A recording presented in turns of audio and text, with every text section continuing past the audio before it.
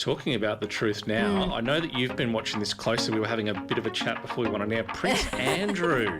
Well, the former Prince Andrew. The former Prince Andrew. Well, was it now officially just Mr. Andrew Mountbatten Windsor? Well, the embattled royal continues to make headlines as reports surface regarding the latest developments in legal battles and public appearances and royal family dynamics. But after stepping back from public duties in 2019, following controversy over his connections to Jeffrey Epstein, he is now in a lot of trouble, it seems, this week. He was arrested and then released and then... Well, arrested for questioning. He hasn't been charged. No charges yet. But I think it's a matter of time. It's all being politics now. You see, if it was anyone else, it would already be in the slammer. Maybe you're right. But he's had royal protection and royal favour for a long time. I mean, the royal family basically protected him for years. Yeah. I mean, you know, how long have we heard about Andrew's connection to Epstein? Yeah. It's been more than 10 years now we've heard of that. I think from 2011 there was that shot of Andrew walking in a park with Epstein after Epstein just got released from jail. Nuts, and ever since then, and they kept denying it.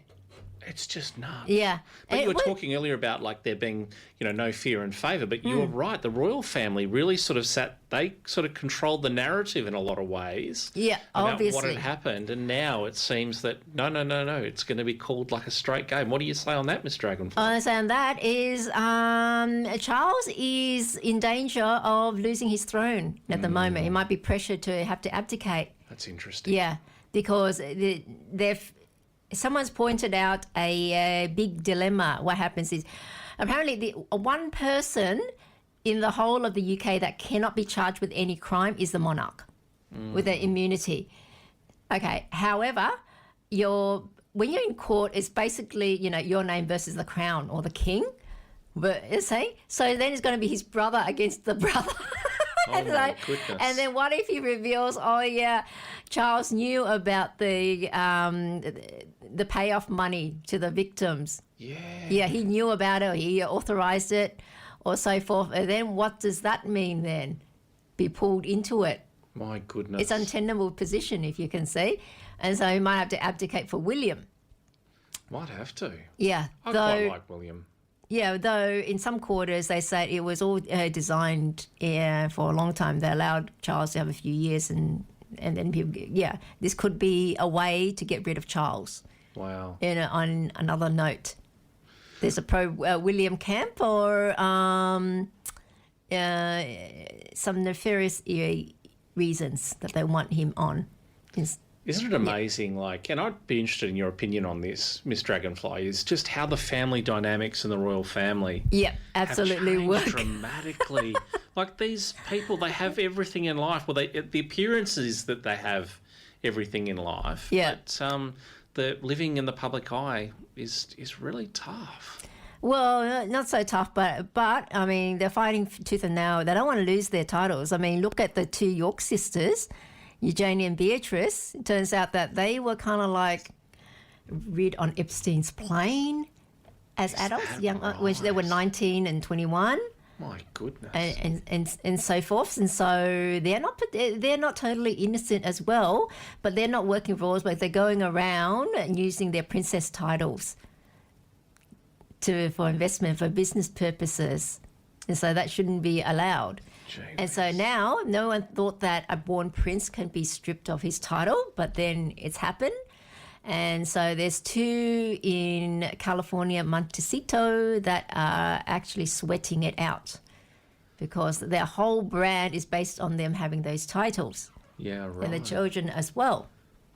So I think people think it's just a matter of time. Once William is in charge, takes the throne officially, then they'll be stripped along with the two York sisters.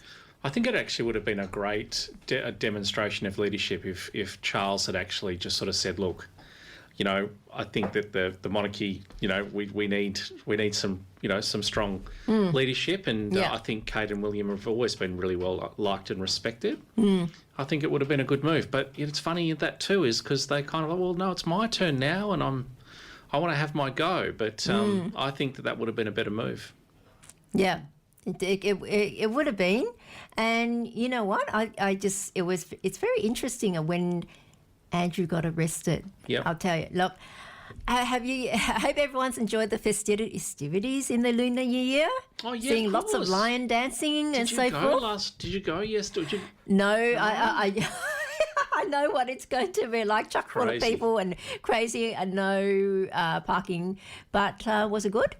You went? Look, I didn't go personally. My wife went down there and she had a great time. I didn't see her till very late in the evening, and she said that the LED dragon lions were brilliant, and also the fireworks were spectacular down there. They had fireworks too. Yeah, at Fairfield. They had fireworks last night, didn't they? Yeah, they did. Fireworks were down there. So, yeah, it was good. She had a great time. Really good time. And the food's amazing. Yeah, Some of the food. course. You can't get past the food in Cabramatta. Just with everything that's been going on this week and, well, really the last couple of weeks, a lot of heavy news around, and just to be able to get out and enjoy the local area and put a smile on your face. And I thought it was a really good time. Yeah, that's great. And for people that are not aware, it is, I don't know if you've been living under a rock by now, it is the year of the fire horse. Ooh. And, and obviously a lot of people get try to get the astrology read for the year and so forth. And it does work. No matter how much you diss it. You do this, don't you? This is a service that you provide. That I do too. I practice it. Everyone knows about their year, okay? But they also don't know that there's actually a sign for your month, your day, and your hour as well. Right. The easiest is the year. It provides the basis of your personality. That's only a basis. It's not the full reading. However, a lot of times it also does work when it's a strong clash. Okay, normally, for people that don't know, who a horse clashes with, the eternal enemy is the rat. Okay, the opposite. So anyone that's either 6 years older or 6 years younger than you is your direct opposite, because there's 12 signs in a year. How and so interesting. that's how it works for everyone. Then you know. Now, Andrew is a rat sign on his year. You mentioned this before. Yeah, he's a rat sign. And what does that mean? And he got arrested on his birthday. Now, when was his birthday? 19th of February was when he got arrested. Mm-hmm. When did the New Year start? The Lunar New Year? 17th of February. That's crazy. So as soon as the year started, he felt the effect straight away. He got changed. Yeah, he got arrested. It was coming now, and there was already indications. Remember, he was getting booted out and things like that beforehand. And I'll tell you, it's not strictly, well, it's stronger when the year officially starts, but as it comes nearer, the old year passes, the effect gets weaker, and incoming year you start feeling the effect of it.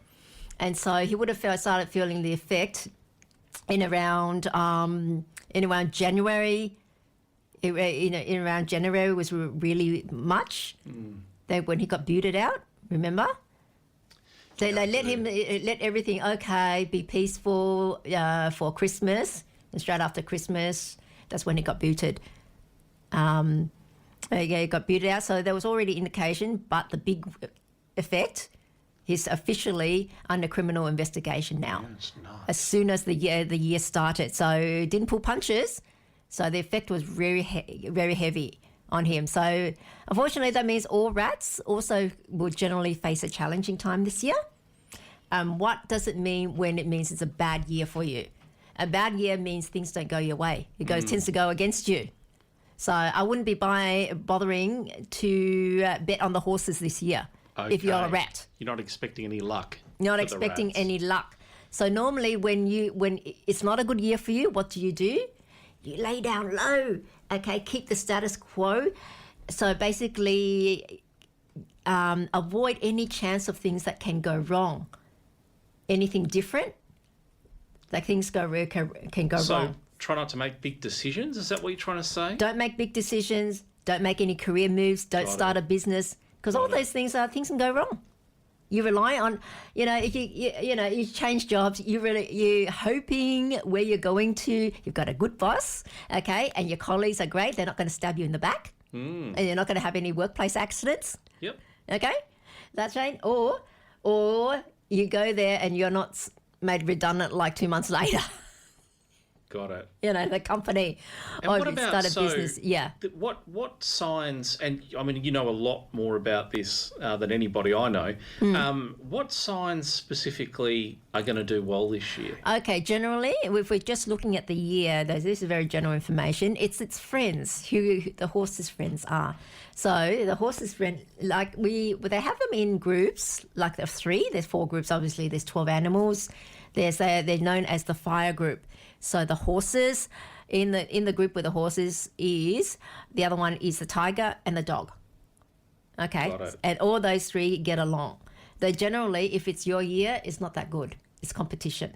So if you're a horse, generally it's not that good in a horse year. Got it. Yeah, not as bad as say the rat, but not too good. And the other one that gets along with the horse is the goat. Is that right? Yeah. The goat and the horse. The goat and the horse. Wow. Yeah. And what It's about like the a dragons? secret friend. The dragons due for a good year? My wife's a dragon. Well, they're not enemies so forth. It's more average, Average, but not is it? friend. You know, not friend or foe. Okay. Neither friend or foe. Okay. Well, that's good. Yeah. Good to know. I'll let her know. Yeah.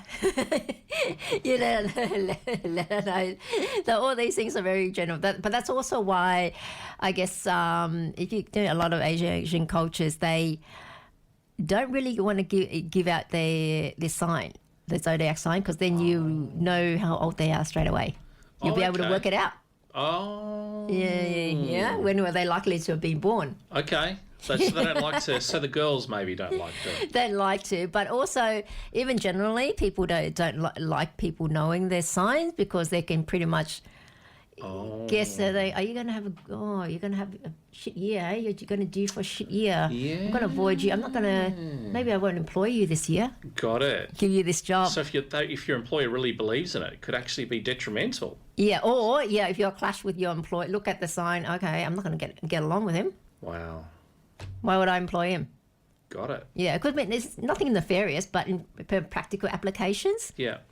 this is what can happen. Well, I think that what you've just described with Andrew is that, you know, I mean, because you're very tuned into this stuff, is that you could see the shift. You know, You can see the shift when he just all of a sudden it was coming, but he held off for a long time, more than 10 years. Yeah. Until the rat year came about. Let's say 2000 and let's see. The last horse year was 12 years ago, and that was when 2014. Right. I'm not sure if that photo came out in 2014. I don't know. That's a very good question. I'll have to go and have a look. Go back and have a look what happened to him in 2014. That was another another horse year. Wow. So there are cycles. And so how long does it take to do, like if someone wanted to do one of these astrological Readings, you mean a proper one? a proper one, how long does it take? A full one. Okay. Look, it is you basically you have to leave it with me for a few days because there's other people I've got to do as well. Some But it also depends on the nature of the chart, and you don't know until you bring it up really who's going to be a toughie or not. Like some it might take as little as 1 hour. Some might take something like 6 hours. My goodness. But some that are really complicated, really ridiculous charts are people like P. Diddy, Julian Assange, or even what's her name, Jay-Z. Those would take days because it's very complicated. So you have to go through their life, all their life events, and trying to get a pattern. It's because it's very mixed up, and those people are generally not who you think they are. Yes. From on the outside. Yes. So to get to the core inside, You've really got to do that work. You really got to do that work, and it's like taking things apart. And I'll tell you, people who do well in life, have to go on easy street, so to speak, generally have simple charts. Oh, wow, is that interesting, Miss Dragonfly? Simple charts, yeah. Just say that again. So you and that's something you've noticed, or Something I've noticed. No, something I've noticed, and it makes sense though. So, Simple tell me that charts. again. So the charts, the easier charts to read, Yeah, other are ones usually the people that have done getting well, more experiencing more success. or life's been easy for them. If it makes sense, yeah. It's not that complicated. Easy flow, so to speak. That is very interesting. Very interesting.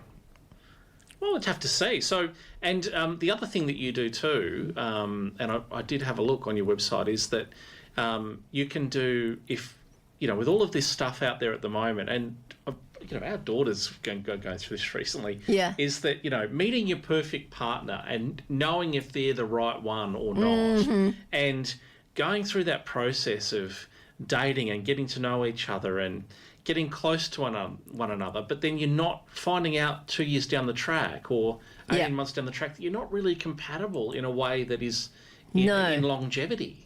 No, and that is a very important thing that I do. It's basically compatibility analysis. And you're best to do it so that you can get an informed decision.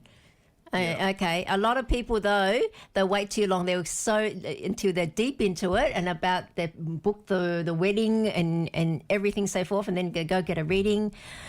And what happens when it's a no-go? It's a non-recommendation, not a recommendation. You're kind of like, they get disheartened. Yeah. Or they get angry at the reader for destroying their happy event. And some people might decide to still go ahead with it because it's too late in the game, so to speak. Or some people might get your shit. They're in. You've destroyed the happiness, so to speak. Yeah. And it's hard for people to say, "Oh, sweetheart, let's cancel the wedding and let's break up." Over what? Over some reader. Yeah. So it's best you do it in an earlier phase before you're not too emotionally invested. Yeah. Yeah. And the other thing that you told me that you can not that you can see without with some sort of level of accuracy is when that perfect partner might be entering into your sphere, into your world, so that you can really heighten your your senses. So senses. And a lot of the thing is people get frustrated if they're looking and they keep getting bad dates. And they get really, really down thinking, am I ever fated to ever meet anyone? Yeah. And a reading like that, when will you meet your special someone? Yeah. Would allay you and say, not yet, or, this period. So you know it's coming. That period, and so you don't have to put up with bad dates. Wouldn't that be good, ladies? Not having to kiss so many frogs to get to find the prince. To find the not prince. Prince Andrew, though. But no, not Prince Andrew. No longer Prince. But he's turned into a toad. Yeah, he's pretty much a toad now. That's great. So where can they organise that? That's just over on your website. Yeah, over on my website. Yeah, I've got a special on at the moment of when will you meet your special someone, and it's not computer generated. It's all manually read. All yourself. Yeah, it has to be done manually. And I'll tell you, it's just a warning against people asking AI to do their astrology for them. Oh dear. Yeah, I thought I'll test it with you gave this a go. I gave it a go. Yeah. I gave it a go on a couple that I did one on, compatibility. I was saying, okay, read me. Should they be a goer? And that one said no, whereas I said yes. And the reason is it focuses on, look, this is very mechanical. Remember, this is a computer. Yeah. There's no feel or there's no thought of going an extra yard or looking at at another angle. They went straight for that angle. Okay, this and this is clash. There's a young wood and young metal. That's a direct clash. Then, and therefore, no go, and on and on and on. The young metal would do this to the wood person, and because of that clash, and blah blah blah. So no. However, when I looked at it, I said, yeah, that is a clash. However, for the wood person in this particular case, metal is actually good for that person. Wow. Okay, and it able to resolve this. There will always be some underlying small issue, but it's able to help it with this. There's a big exchange in interaction help. And there is also a concept on that. They will just look, yang wood naturally is like a tree. Mm-hmm. Think of a tree. And yin wood is like flowers and things, little plants. And yang metal is like an axe, whereas yin metal is like a little knife. So what does an axe do to a tree? Yeah, so right. And that's why they're saying no. The program was saying no because of that. However, there's a deeper concept that did not pick up, is always unable to, and that is this particular chart. There's no water in that, so that wood is actually not a tree. It's actually what we term dead wood. There's no water, so it's more like furniture wood. So water is not going to help this wood. It's going to rot it. What's going to help it? It's actually metal, because then metal shapes it into something. See, AI is not going to pick all that They're up. They're not going to pick all that out. Yeah, it's not going to pick up. So they'll give you the wrong reading. And this is also why you get different readings from different readers that you go to, depending on the technique that they use. Okay, so that's why, you get different reading, and then you don't know which is the correct one, or which method they're using. Wowzers, there you go. So it's those little things that can just change the whole reading if they don't. It doesn't take into account. And so if you are using AI for astrology, remember that, bear that in mind, and remember that it's for entertainment mostly now. It's not going to answer. Yeah. Better than do the real deal. The real deal. Where can they do that? Is that you can book with me on your website. On my website, great again. Make marriage great again.net. .net. So it's not .au or anything like that. Just .net. Just .net. Make marriage great again.net. Write that down, listeners. Yes. Yeah. You have some actually info. Get one for my daughter for her birthday, because. Get a full reading. Get her a full reading. Okay, I'll tell you one thing. Mm-hmm. When school leader, this happens in, as you know, Hong Kong is very big on the feng shui and astrology traditions. They've got a lot of readers. And so what the parents do after their kids finish high school, they book with the astrologer, a well-known astrologer, pay 10,000 Hong Kong dollars. This is like over 10 years ago. That's equivalent to about 2,000 Australian. Over 20 years ago. Goodness. To check and map their child's life and what type of career is suitable for them, so they don't waste their time studying something else. And so this is peanuts money. Yeah, it is. This money is nothing in the scheme of things. It's nothing. $2,000, so you don't waste years of study and opportunity costs. To have that knowledge beforehand. In the beginning. Yeah, it's good. It's just like, just think of an athlete. You know, they go through an assessor. I say, based on your body type, you should focus on this sport, and this sport is where you excel in. Same sort of thing. So you don't waste trying to do some other sports. Say, trying to play soccer when you're really better. You'll be a great volleyball player instead.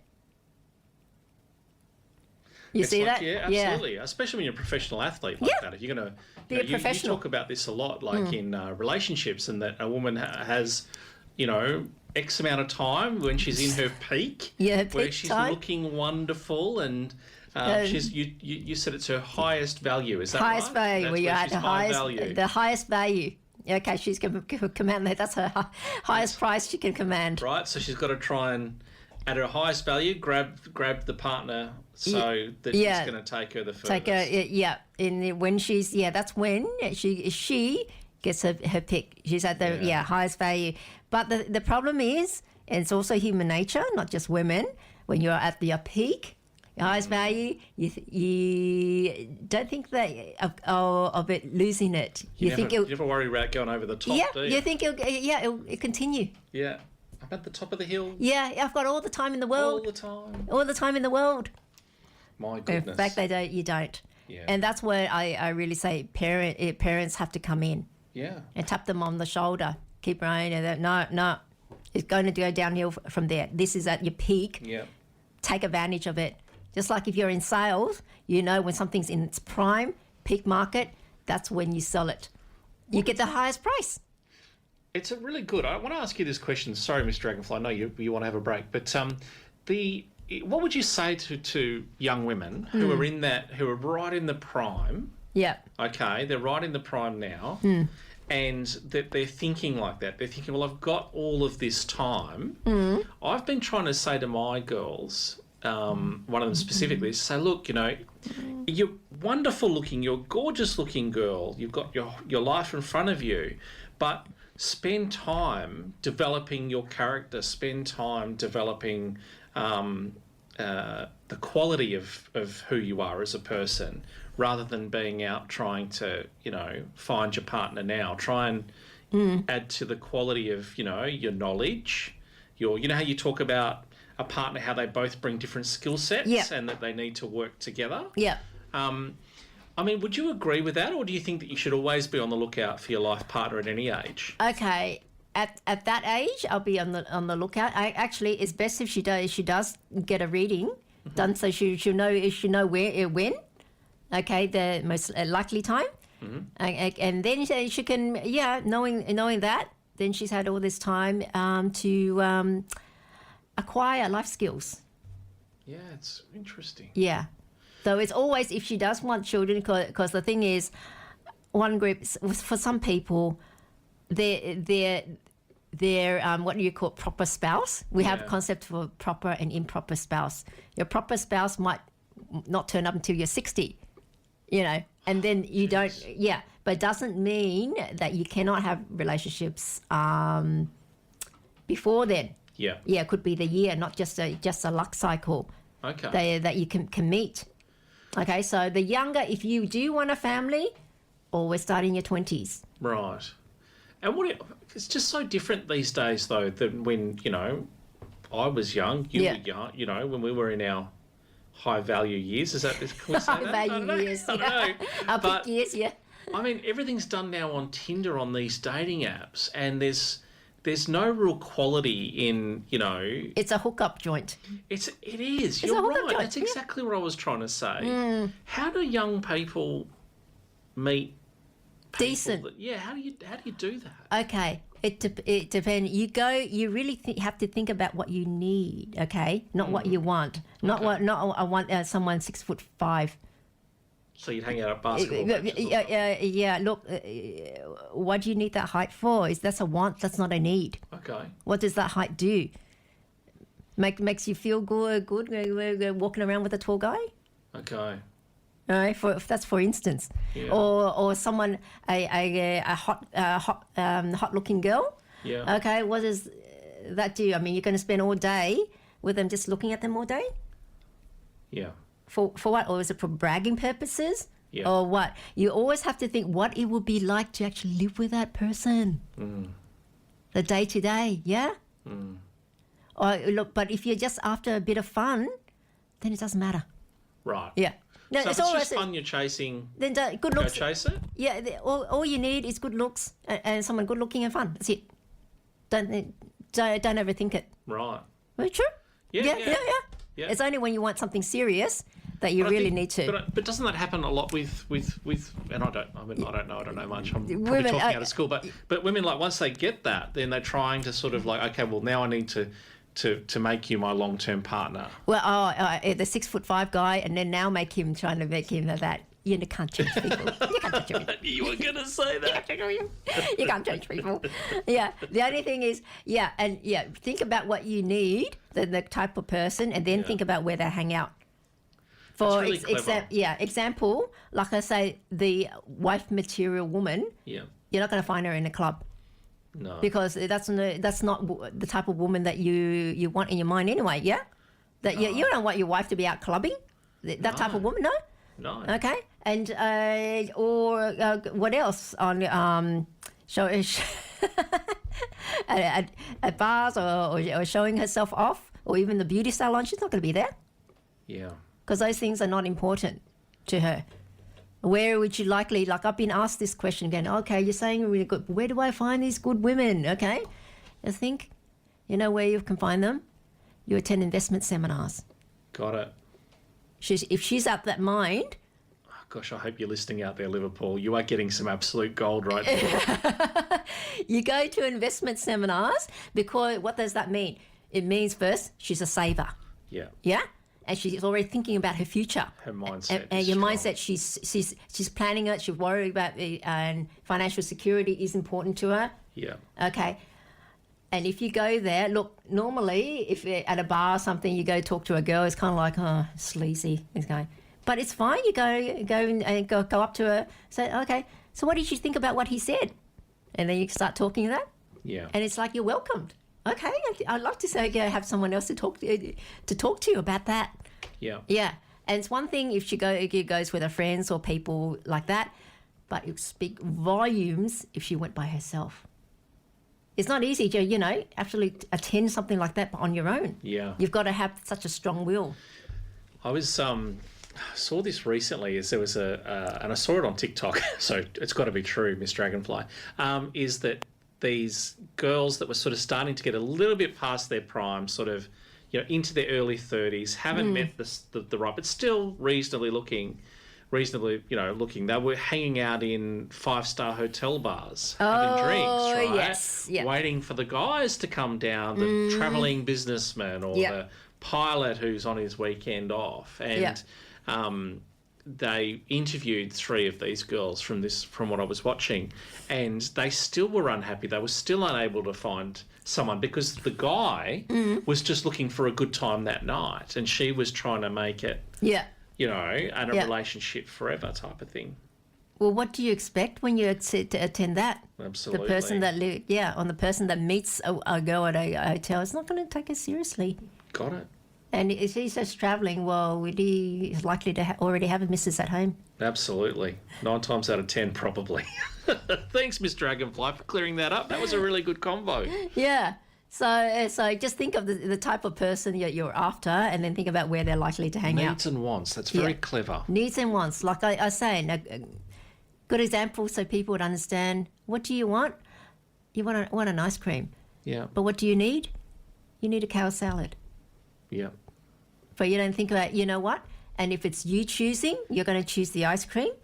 But if it's someone else, okay, they'll look at you to think, I think what he really needs is a cow salad. It'll be good for him in the long term. And so that's what they choose for you. Okay, so they're removed by emotions and they make a rational choice. That's why you've heard of arranged marriages where the parents choose. Yeah. They're often more successful because it's not an emotive decision, not an emotive choice. The parents are removed from that emotion. They know their child and what their child needs, and then they choose accordingly. Just amazing. That's it. Yeah, it's just like a nutritionist would know what you need. Then they choose pick the dish accordingly. Crazy. That's that. And so some people, they don't have parents or whatever, think, get someone else to choose by going to a matchmaking agency, dating agency, but it comes with issues because these dating and matchmaking agencies, what do they have to do? They have to follow what the client wants. And then you still get the same problem. Yeah, it's a good point. Yeah, you're paying for a result. They're under pressure just to provide a result. According to what the client wants, not what he needs. What he needs. Yeah. So good. True. Learning a lot today. Thank you. So with your daughters, I was to get a general reading done. Okay. Making marriage great again. Making marriage great again. .net. The Relationship Whisperer Show with Miss Dragonfly, where we discuss all things relationships with the aim to make marriage great again. And BJ, we're going to have BJ standing for Bluey today. I think he's just fallen over. Bluey will be all right. He'll come good. He'll come good. Okay. He's having a cup of coffee out there, just getting his thoughts together. And going through from... But he's been he's been watching about needs and wants. We were just talking about that. Now today's show is about what you need versus what you think you need in a partner. And look, most people aren't single because good partners don't exist. They're single because they're chasing a fantasy version of what they think they need.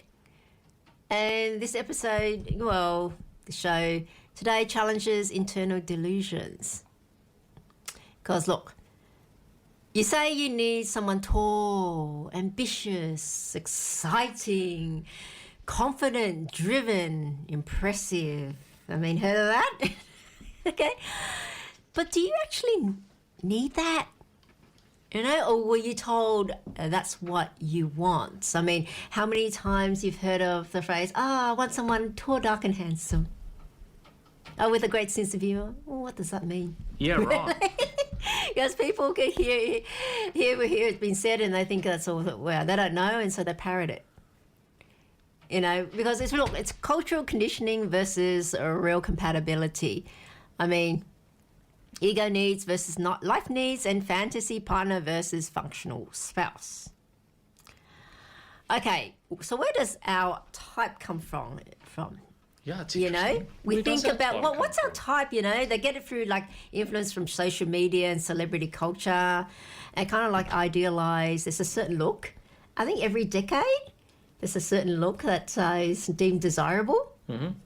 Yeah, and so they're told that, and of course, also dating apps, wouldn't you say? Yeah, well, we're just talking about those. Yeah, in the dating last apps, segment. so forth, and that's basically all on appearances. Yeah. It's particularly like, was it Tinder?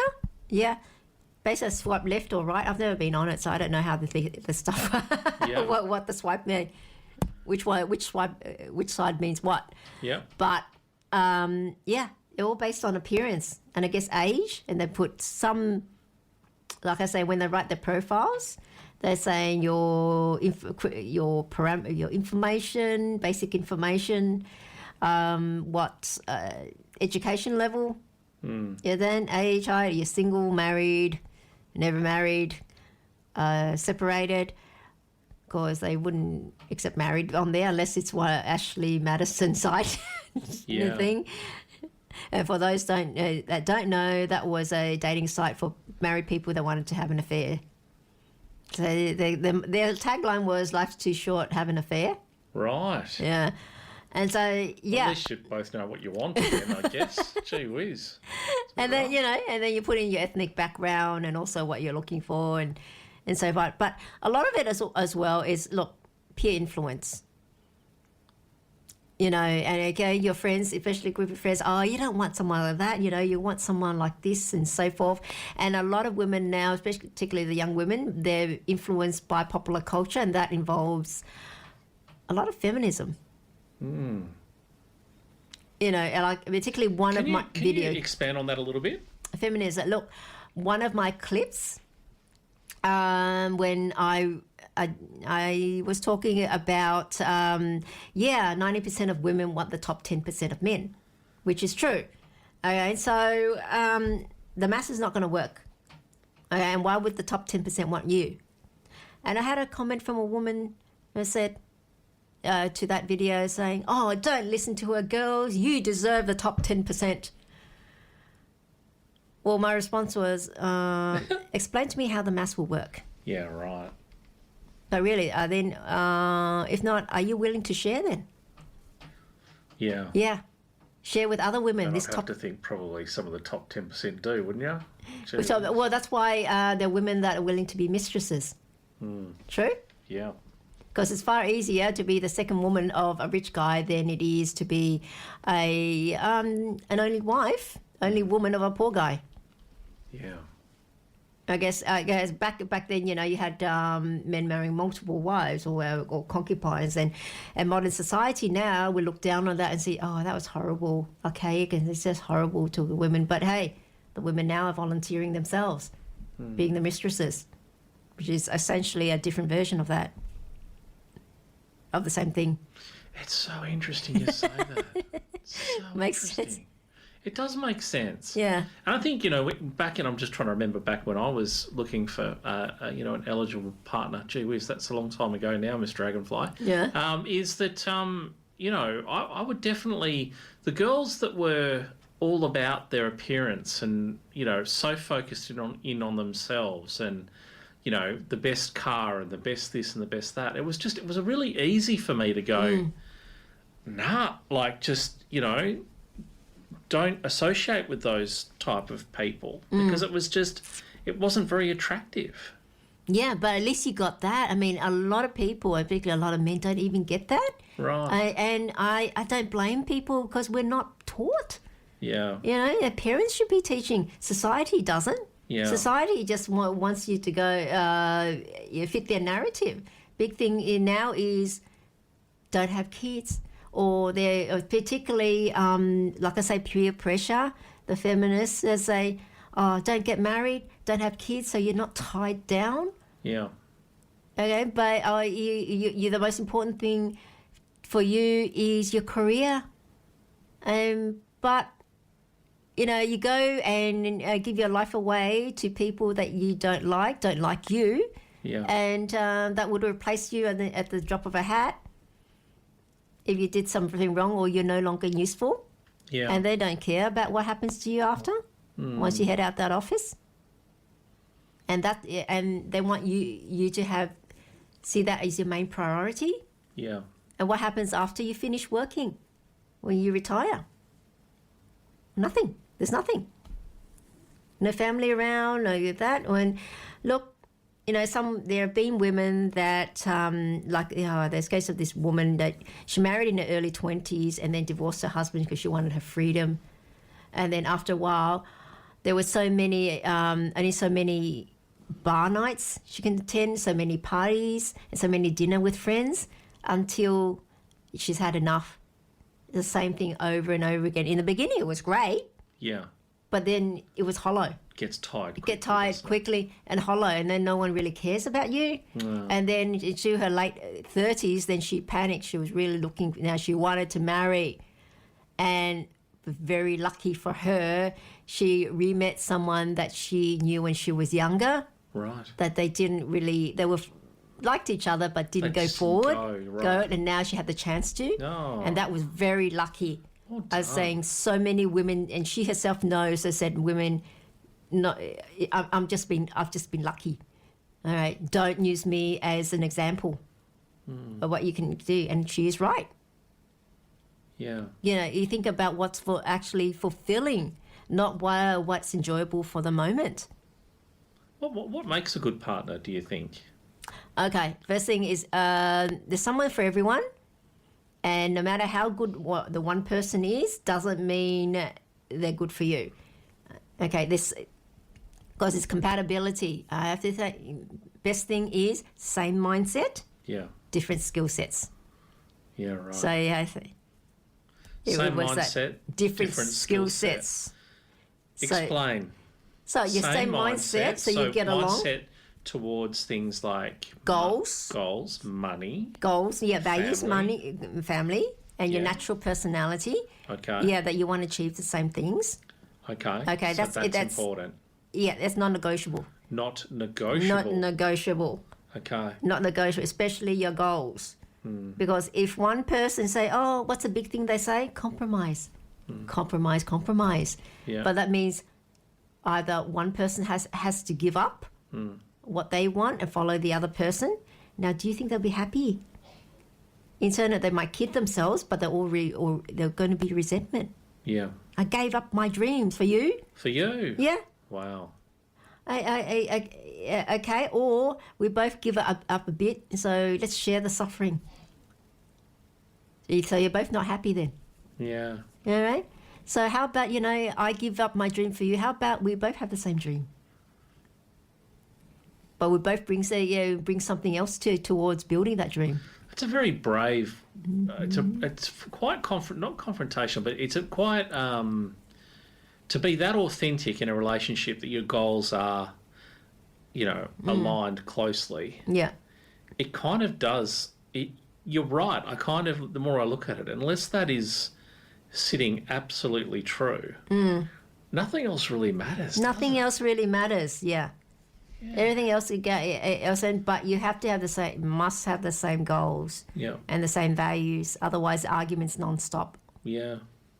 Or one person, we're saying the weaker partner will never be happy, and they may seem fine, but eventually, they had enough. They'll just get up and go. So if a couple can get there in the same values, how do you? And I'm sorry, I know that this probably, I haven't had a lot of experience with this, but how do you get, if you've got a partner and you want them to not get on the same values, but you want to discuss the values, what's the best way to have that conversation with your partner so that it's brought up in a way that doesn't sound like that you're a job interview. Assessing them. Yeah, like but let's see, you could, how do you do it? You can ask, what are your dreams? Right. Yeah, and that's a nice way to do it, and that's us basically asking the same thing. Right. What do you dream of doing? Yeah. What would you like to do to achieve in life? Yeah. That's so good, but other things like in terms of like money, so forth, you can pretty much don't have to ask. Well, you can ask what they've been doing, and then you know what they've been doing, but you can just tell by their habits. Oh, yeah. No, you can definitely tell. You can tell by their habits. And don't think because you're good with money, it'll be okay, even though the other person isn't. No, it's a constant argument then. Yeah. Yeah. Because they can't see it. And that's part of their nature, of their personality. You're asking them to change? Yeah. Come on. No, it's very true. Yeah. It's very true. I find that a lot. Is that when you move in the same direction with things, and money's not a great example, I think, but certainly when you've got common interests like children and things like renovations around the house, or definitely you want to be moving in the right direction. It takes you both to moving in the right direction. Yeah. Then things will start to happen. Where if one is not and one is, it can take a long time. It can take a long time. Yeah. And you're always, like you say, you're always arguing. You're always in conflict on stuff. Yeah. And why? Yeah. What for? I mean, why keep insisting on a relationship where you both suffer? Why not? They're better partners for both of you. Yeah. Yeah, they're going to go. No more suffering. Yeah. That's the thing. Yeah. Oh, interesting. Yeah. And look, a lot of the times people choose partners based on ego validation. Oh, look how hot a girl I can hook up. Oh, come on, it's like 90% these days. And look how tall and tall and strong my guy is, or that boys sort of feel thing. a bit that way too. Yeah, We're like more than look how good looking she is, Yeah, so basically bragging rights. Bragging rights. There, that's a good way to put it. Yeah, bragging rights, and so look. Someone's type, I guess they go, who impresses you? People that impress you it's mostly outward appearances. It's also, I guess, bragging rights. So you're able to brag to your friends and the world and say, look what a great partner I got. Yeah, right. And look what a good looking partner, or how much he earns, right. and so forth. A man normally, I say a woman, how much because man normally doesn't brag and say, oh, look how much my girlfriend earns. He doesn't say that, does he? No. Or try to brag, oh, my wife earns so much. He doesn't say that. But a woman will say, my husband earns so much. Right. Yeah? Right. Got it. Very important. But Hope true, you're listening though. out there, Liverpool. Yeah, true. This is gold. Absolute gold. And also, your type, I guess, is built from who rejected you as well. Like some people might say, that type of person, I was rejected by that person. I'm going to make sure I get someone like that. Got it. Kind of like a self-validation. Yeah. And it's it's not rather who would Proving make a that stable. other person wrong. Yeah, so but it's not a matter of finding who's going to be a stable partner. Yeah. So what you really need to ask yourself though is, does your type align with your future? Yeah. Really? People It's an interesting think, question. look, it's attraction versus compatibility. I mean, what people think they need are things like intensity, passion. Need someone with a lot of passion, chemistry kind of thing. Confidence boarding on dominance, they want the alpha male. Yeah. Yeah, women take it. He's strong, he's going places and so forth, domineering. I think it feeds into, I guess, the instinct of a woman. One of the guy is being the protector. Yeah. Yeah, man being protector. Yeah, I can relax on this now. He's got me covered. He's got me covered. He can take control and take care of everything. Yeah. I guess that's why the attraction of the tall guy comes from, because he's physically big, and it comes to the physical protection. Yeah, the image there in her mind, subconsciously at least, he can physically protect her. Got it. If not, there's always that intimidation factor because he's big. You make sense? Yeah, it does. Yeah. It does make sense. Never looked at it that way. Yeah, that's before. the underlying reason why tall men or big men are popular. Got it. The women. You know how they ramp up their criteria? There's always height in there. Height's one of the first ones. First ones, though. This, I mentioned it on a previous show. Of hypocritical of women demanding a guy be a certain height, where she refuses to disclose her weight, gets offended if a guy asks her weight. Then you want to judge a guy on his height? Are you fine to be judged on your weight? It's only fair. Days. True. Yeah. Right. Okay. Good point. But they bristle at that, you know. Just nuts. Just nuts. That's crazy. So, okay. And also, status. You know, like, my boyfriend's a CEO of a top 200 company, also so forth, and he earns these, like, $5 million a year. That's the status. That's bragging rights for the woman. Bragging rights for the woman. My husband's a doctor. That's another thing, you know? So what about bragging rights for a man? So what does he like money or their job? Or their job, which carries highly socially respected job. Scripted job, yeah. It's got street cred for the woman. Yeah, right. Street cred for the woman. For what about a man? Is it just looks?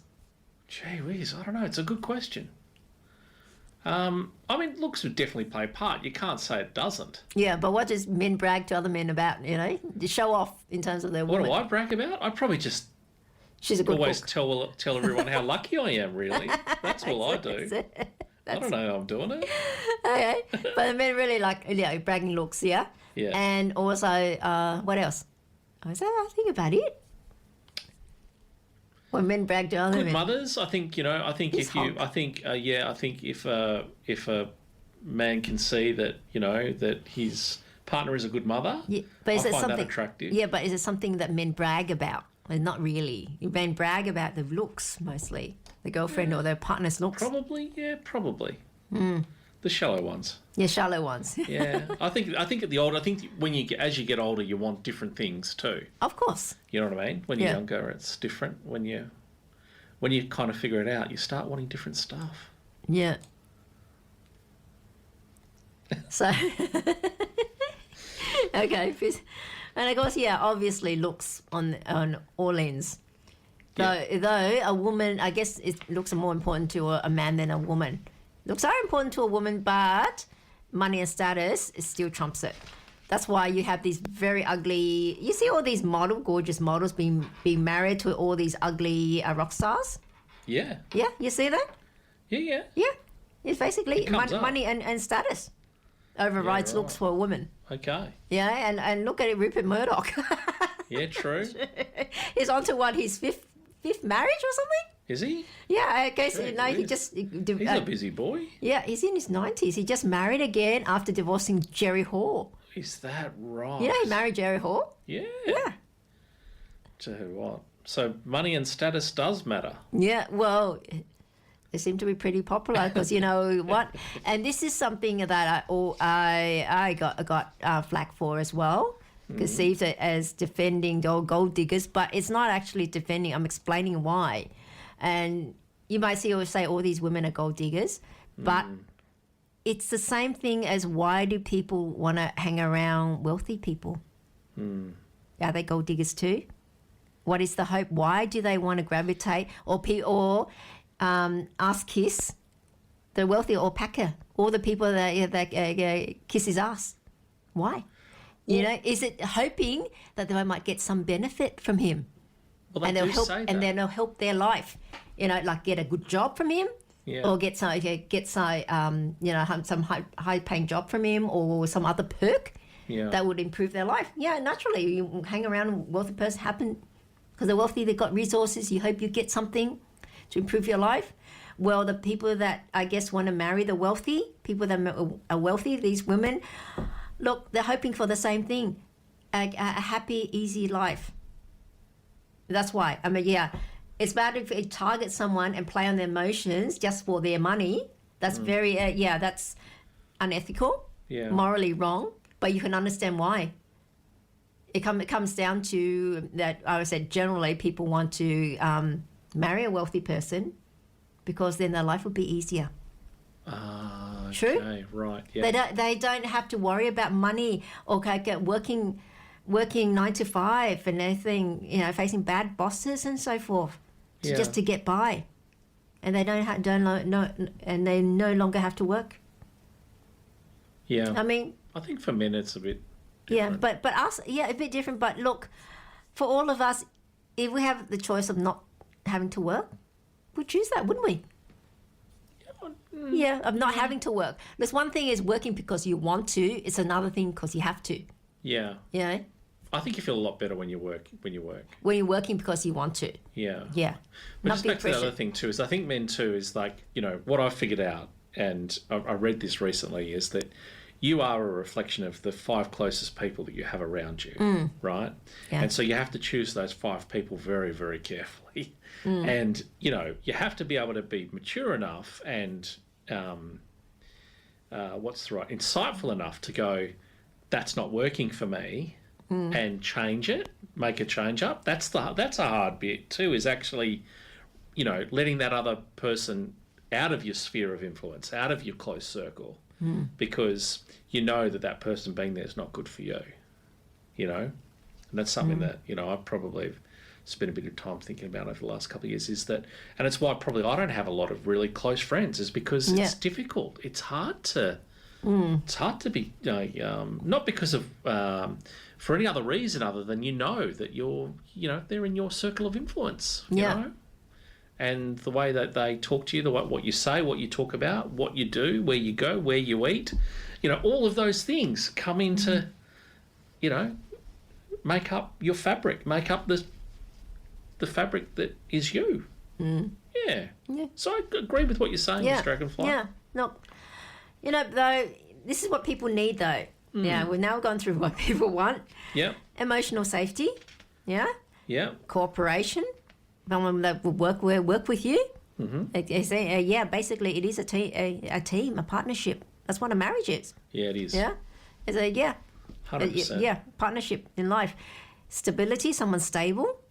Not someone that you don't know when they're going to get up and go, and then you don't see them for days, weeks, maybe even months, and then turn up on your doorstep again. Really? Gee whiz, that's not a relationship. That's not.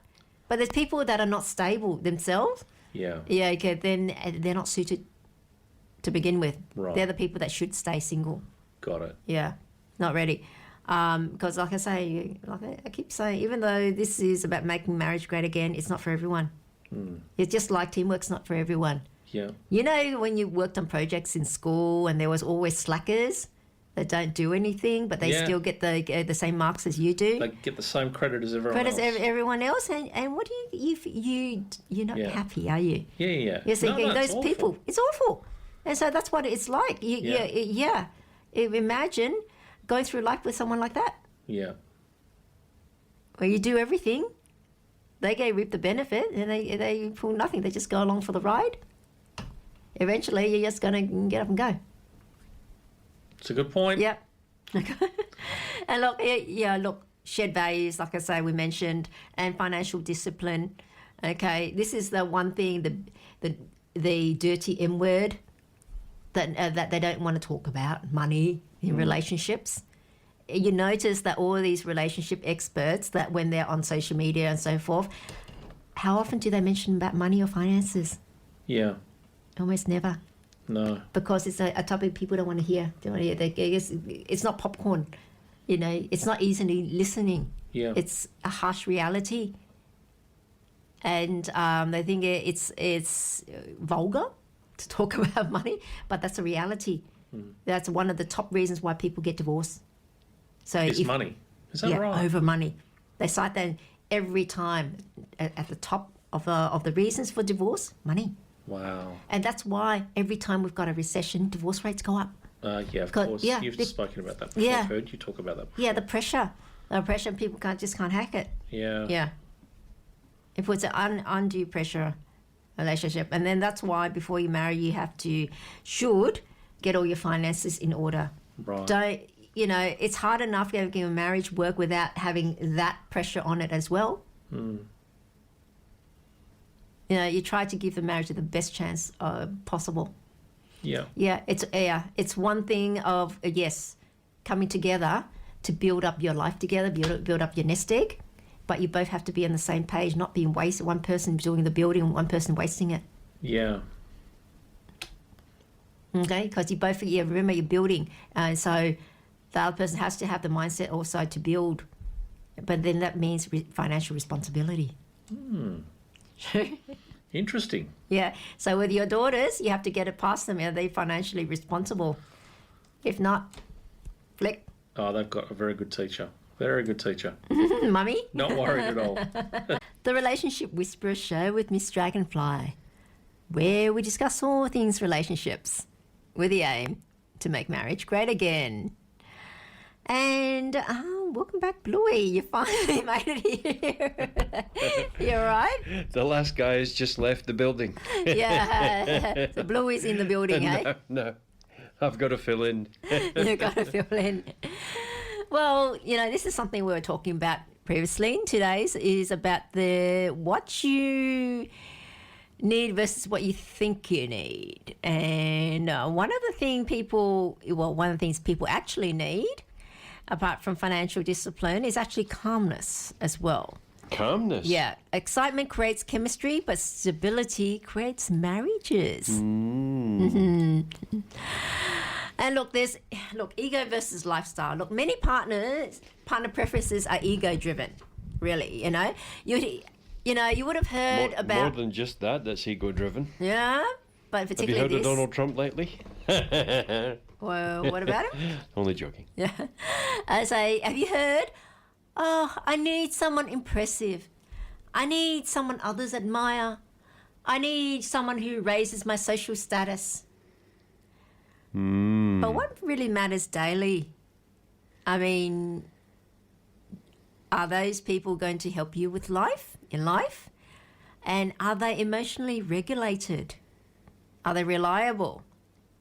Do they reduce stress or increase it?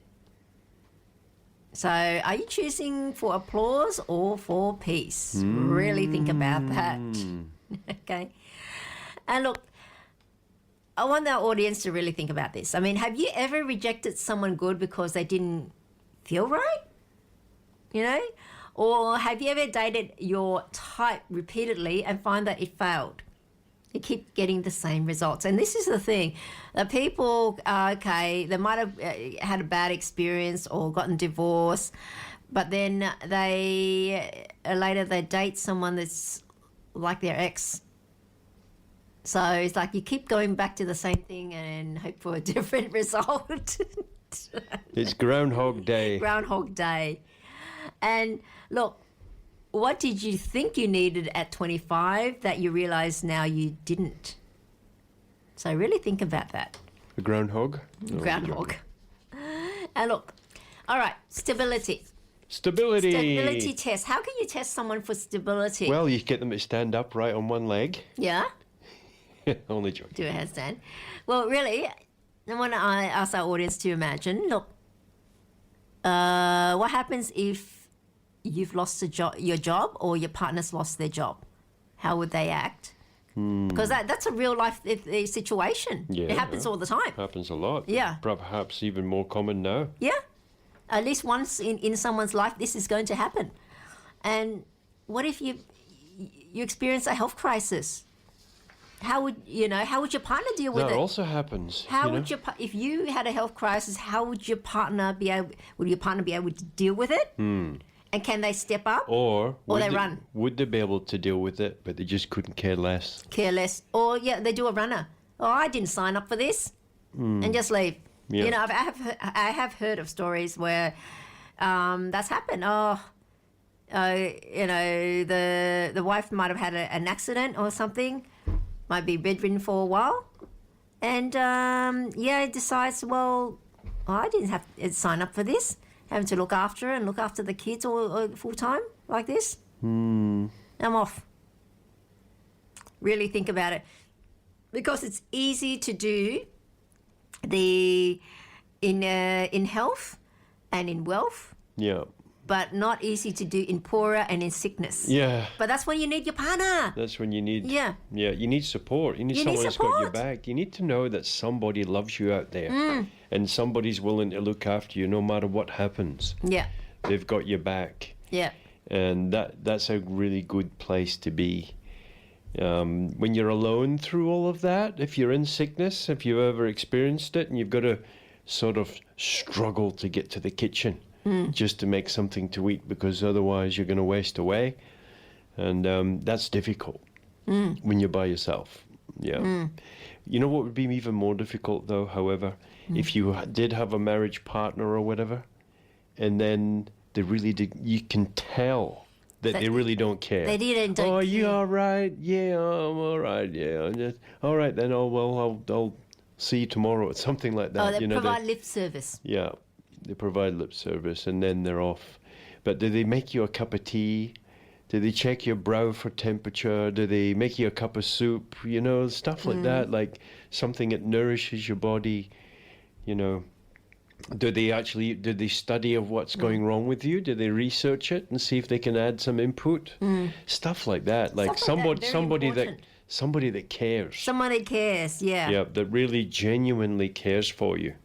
That's a gift, isn't it? That is such a big gift. But when that person that you've devoted your life to, that you've married or in a partnership with, you can tell when they don't give a crap, really.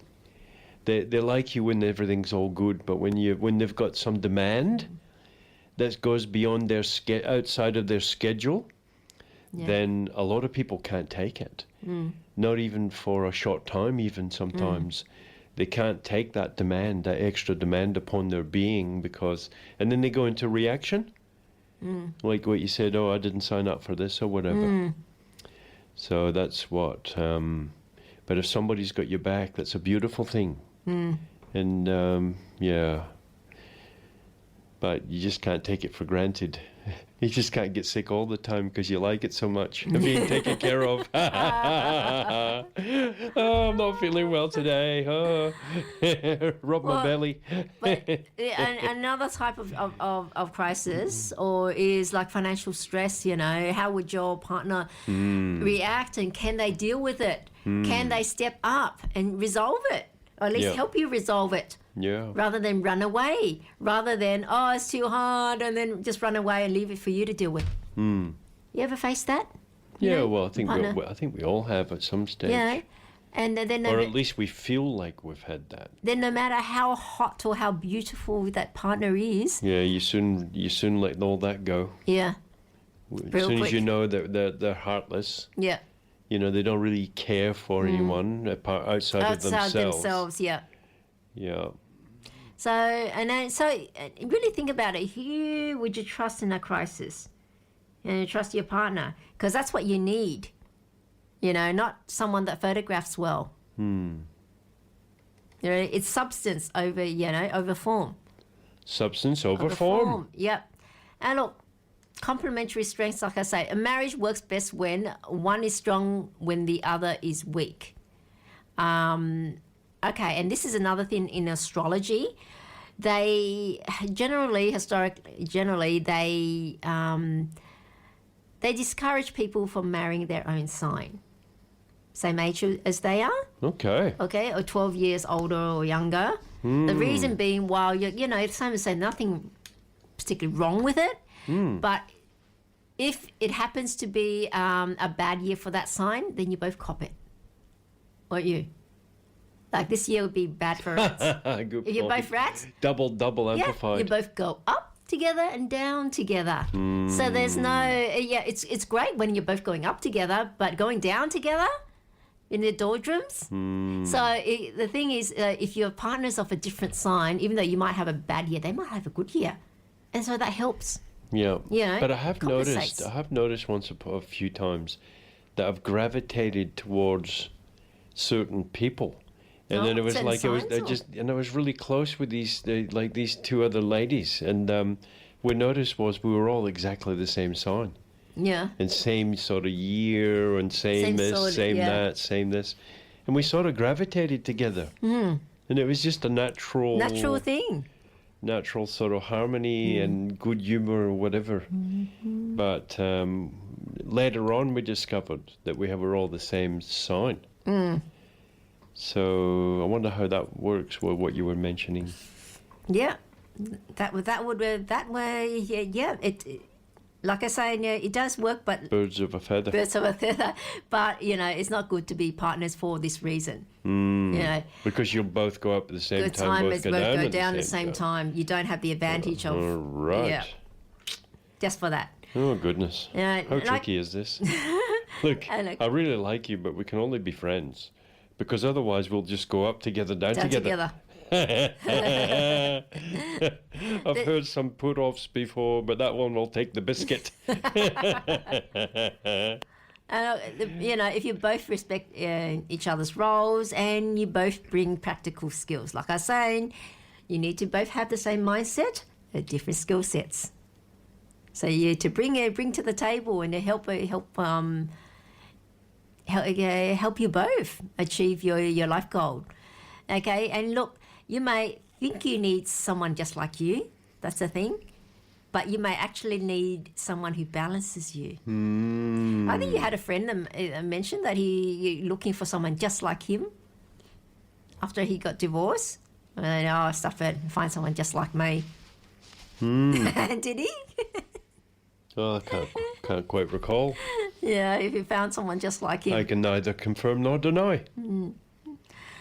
And look, what people underestimate, emotional regulation is a core need, really. You need someone stable. Like I said, as much as we sympathise with people with mental health issues, it's very hard to share a life with someone like that. Because you're the one. Somebody with mental health issues. Yeah, because you're the one that will have to do all the make all the changes, all the adapting, and all the understanding of the other person. Yeah. And you might feel compassionate and sorry for them, but after a while, how much more can you give? It takes it out of you. You keep giving without getting anything back. Yeah. You'll be drained. Yeah. Yeah. If no matter how devoted you are, you might emotionally. You might end up with some mental issues yourself. Mental issues yourself. Be exhausted. Yeah. From it.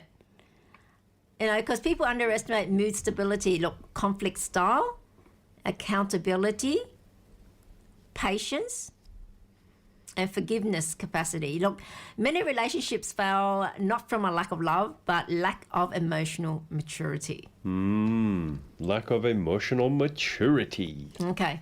And to really evaluate your checklist, people. I want people to really... I didn't even make a checklist.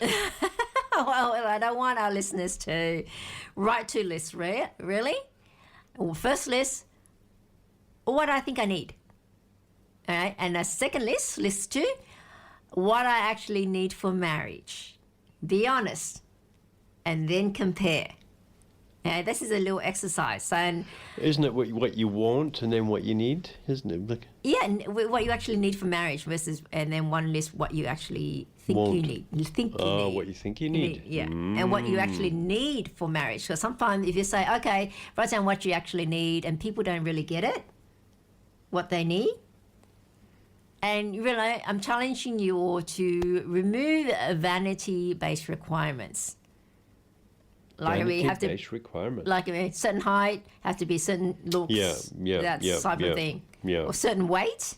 Got to fit into this box. Yeah, this box. Baseline requirements, or any ego-driven criteria, like he's got to be a doctor, or he's got to be a CEO. He's got to earn this amount of money. Yeah.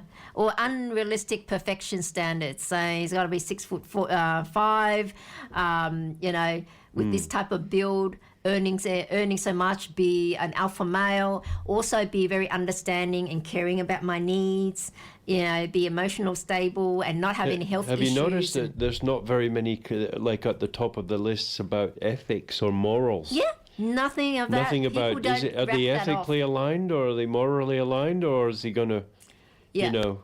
But that comes down to values. Your values have to match. Yeah, ethics is ethics as a person. Look, I'm not talking about ethics or morals or values such as, look, no one has gotten divorced because they don't agree with their partner's stance on human rights or animal rights. True? So it's not about that. No one's gotten divorced over that. That's not an issue. They just wouldn't have gotten together because of that in the first place. But once you are, then no one gets divorced over that. It seems like it's not something that affects the marriage per se, but your morals affect how you deal with each other as well, and how you can live with the other person. You know, you say, you know, your person, this nice dinner or this nice holiday was made possible because your partner cheated his client or her client for the money. That's why you're able to go on holidays. Okay, I'd rather not go. Yeah, rather not go.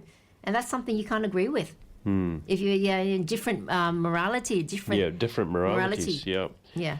So you could have the same astrology, same this, same that, same really good looking and all the rest of it, but if you're immoral, if you've got immoral practices, like you know, then how does that work out? Yeah, you can't. You can't. And that could probably come from the upbringing, yeah? Yeah, and that comes from agreeing. That's actually ethics and because just they did this family tree, you know, a study on a family tree, and one person was a professor at university or whatever, and he had these children who had, then he was a grandfather, then he was a great-grandfather, and so on and so on. And then they mapped out somebody else who was out of jail or type of thing. And they mapped their family tree with how many grandchildren, great-grandchildren. And you know, it was really amazing because the one that come from the one that had ethics, morals, or whatever, it was a professor, and etc. Their family produced a stealth of, you know, a swathe of engineers, doctors, lawyers, people, you know, like what you said before, but people with a level of stature. And the other side produced, I think it was several murderers, rapists, this, that, or whatever, breaking in or criminal activities. But two genealogies from that family trait. One was based on good morals, ethics, upbringing, and the whole family were like that. They were achievers, they were intelligent, they were, you know, contributing to society, perhaps you could say. And then the other side were, you know, unsavory, to say the least. And they had in their family tree that showed that there was a lot of criminal activity. So is it based upon what we're around when we grow up? You know, when we're the influence of our parents and, you know, etc. So when we mentioned before about astrology, two people could have the same astrology. One person might grow up in one household and the other one another. And our characteristics are different. One can be ethically aligned or morally aligned. The other one could be a criminal. Yeah, but normally they're not attracted to each other. They don't get together anyway. Sure, they don't get together anyways. Because you soon pick that out, don't you? You sniff it out. You sniff it out. Go there. You ever notice, you ever been in a room or a party and then somebody walks in covered in tattoos going, yeah. You know? It's like, oh, the car broke down, so I had to catch the bus, and there's a guy walks on and goes, you know, swearing his head off. And the whole bus, the atmosphere just went, everybody was, is he going to, you know, start, you know, going crazy in the bus and whatever. So people are apprehensive, and so it destroys the whole energetics, doesn't it? I mean, if you're in a household and you're married to someone and they come home like that person on the bus, swearing and, you know, certain things, how can you be happy around that? It's difficult, isn't it? So I think the moral of the story is choose wisely, because if you're at a party, you can simply get in your car and leave the party and say, I'll see you next time. But if you're married, Yeah. you really can't. You're really sort of there. Yeah. You've got to take the party with you. So really, do not have unrealistic perfection standards, because that doesn't exist. Unrealistic perfection standards. And someone is that perfect, your chances of one meeting that person, and secondly, even if you do meet that person, whether or not they'll be attracted to you, on the flip side, really, really slim. You're more likely to stay single the rest of your life than be able to meet someone of perfection standards. And that is being the truth. Now, look, the hard truth is sometimes the partner you need isn't your usual type, isn't flashy, isn't dramatic, and doesn't overwhelm you with intensity, really. You can have all that. Imagine putting an ad in looking for a partner and putting all them as a criteria. Yeah, remember those ads they used to have? Yeah, Lonely Hearts or whatever. Hearts, Yeah, Lonely Hearts section. Yeah, now it's dating apps. Yeah. Yeah. They get far more dates. Used to be classified ads, wasn't it, before? And did people really pay money? There was for real? People paid money to be on there? Well, there's one thing is definitely for real. People are lonely. Yeah, lonely hearts out there. Yeah, lonely hearts. There's a lot of lonely hearts out there, and people are really, really, really lonely. You can be crowded and amongst a myriad of people, thousands of people around you, and you could feel like you're on a desert island. You know, me personally, I don't really feel that, but I know that a lot of people do. They do feel that loneliness, and that's... You know, you can see some people like pensioners and stuff, they've just got nobody to talk to.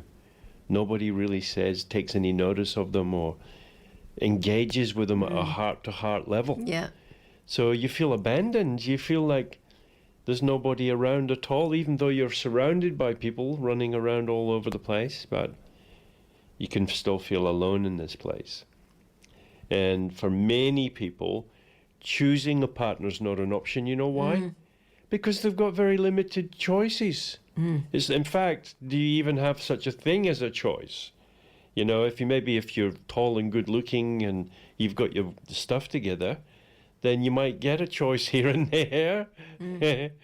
But for a lot of people, they've sort of, you know, they're yearning out for human interaction, one-on-one, heart-to-heart, and in this cold society where we're pretty much focused on a screen most of the time, then, choosing is not, as per se, the operative word here, because a lot of people don't get to choose.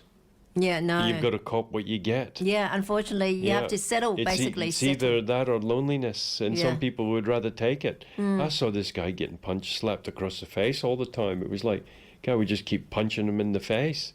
And it was like, man, you know, and it was like they still put up with that. Yeah. They still put up with that because it's better than the loneliness. Yeah. It's very sad. And people, they leave, they're unwilling to leave bad relationships because of the fear of who else is going to want me. I know, it's sad. It's a very sad situation. And I feel for people like that. Yeah. So either they settle, just grab whatever they can get, or they put up with a bad relationship and possible abuse out of fear of being lonely and no one else would want them. At least there's someone, you know, there's some semblance of being wanted. And I think a lot of women fall for that a lot. Yeah. Because like when a woman was really young, they're so beautiful, and you know, people would run after them, and they would be like you want to come to a party, you want to come here, you want to... In their prime, when they're in their prime. Yeah. And then at a certain point, nobody really much notices them anymore. Yeah. And then that's not easy. They went from having options to nobody. Feeling that I'm the glamour, and in a very short period of time, things point south and gravity takes hold and you seem to droop a little bit, and then it snowballs. Yeah, and then next thing you know, even people don't want to buy a mango if it's got a little imperfection on it. Yeah. And true. so even though something's really sweet, they still don't want to buy because it's got an imperfection. You see, so yeah. Where were we talking about again?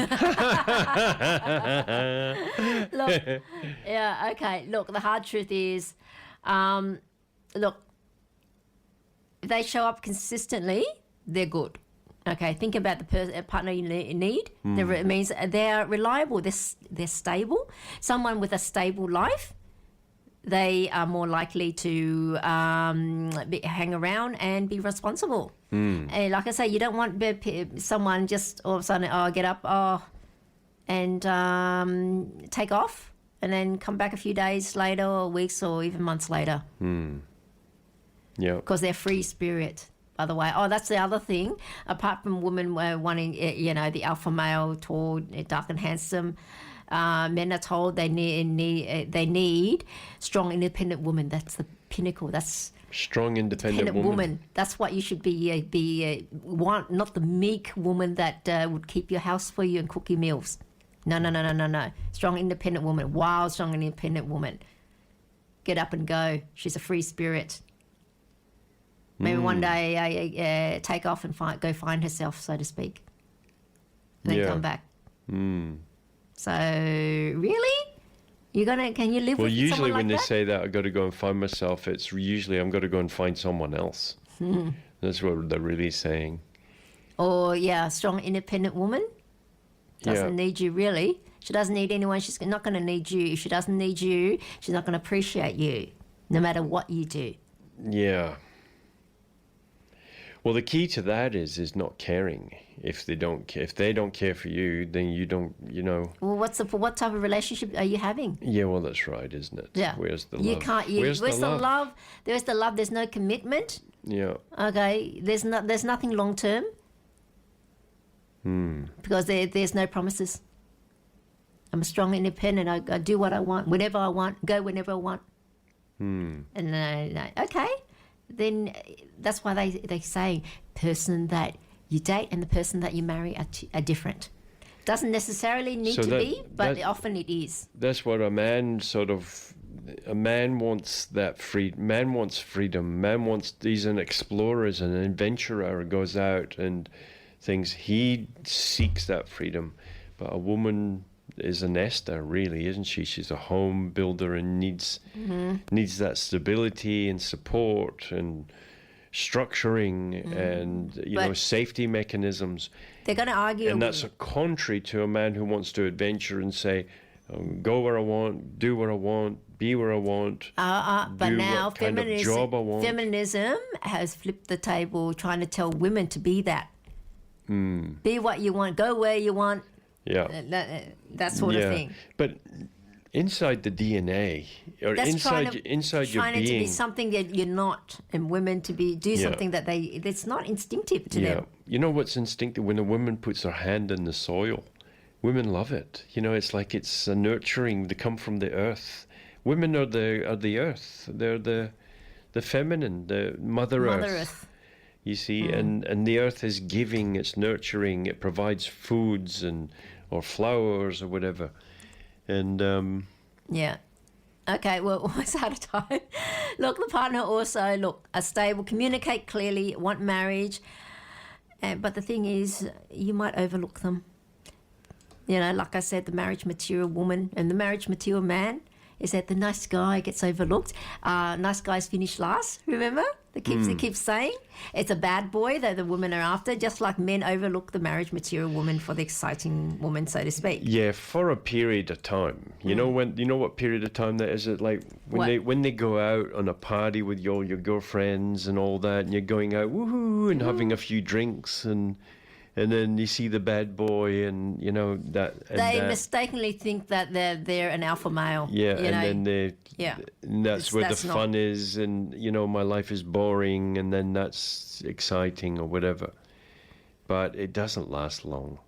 What it is that usually the alpha, like this supposed alpha male or whatever, is usually just heartless.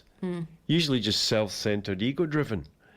And how long can you be around that? Like, I love me, who do you love? you know, type of thing. And so, yeah, it's ego-driven for the most part. Look, okay, all right, we're coming towards the end of our show.